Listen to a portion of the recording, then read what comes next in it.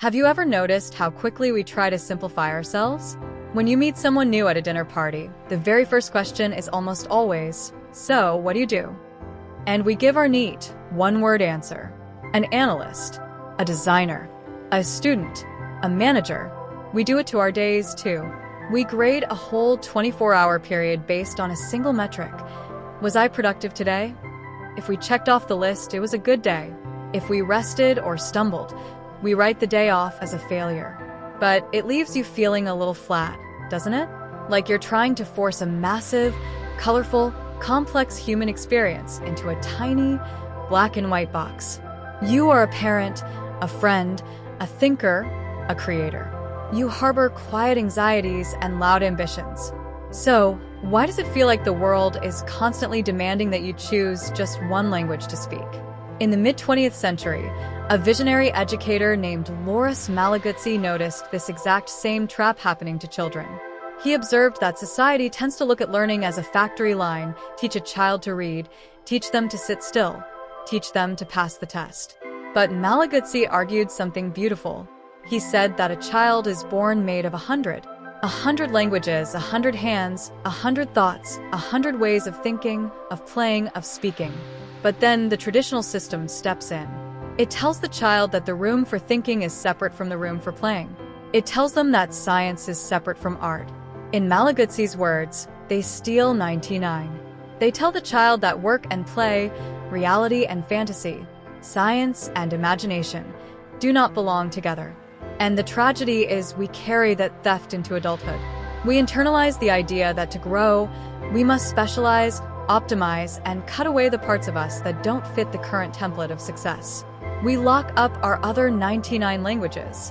Let's sit with that idea of your own 100 languages. Your languages aren't just spoken words. Your languages are the way you arrange your workspace when you need clarity. It's the playlist you listen to when you need to process a hard day.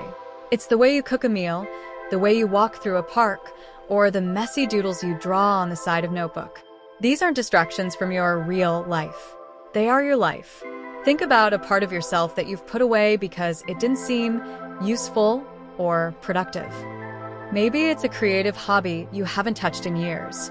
Maybe it's just the permission to sit by a window and watch the shadows change on the wall without feeling guilty that you aren't clearing your inbox. Ask yourself, what language have you been denying yourself permission to speak? When we view our growth through this lens, a mistake or a bad day ceases to be a failure.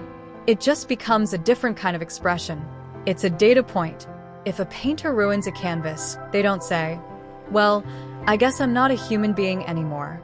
They just change the language. They try clay. They try charcoal. You are allowed to use the whole room. So, how do we start reclaiming our 99 languages tomorrow morning? We're going to practice an environment test called the 3 teachers. In Malaguzzi's philosophy, learning doesn't just come from an instructor. It comes from 3 places: the person, the community, and the physical environment itself. Tomorrow, I want you to change one small thing about your physical space to invite a new language in. If you feel stuck in a rigid, analytical headspace at your desk, don't just sit there staring at the screen. Change the environment. Grab a physical piece of paper and a thick marker instead of a keyboard. Or step outside and look at something that has nothing to do with your grid lines. Lower the friction. You aren't trying to master a new art form tomorrow. You're just letting a different part of your brain talk to the world. Give yourself 10 minutes to express a thought in a medium you don't normally use. You don't need to be just one thing. You just need to let the other 99 parts of you breathe. If this sparked a thought, hit subscribe to flip to the next page with us here at The Growth Journal.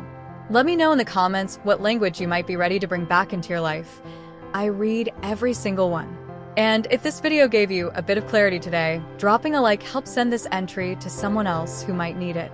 See you in the next one.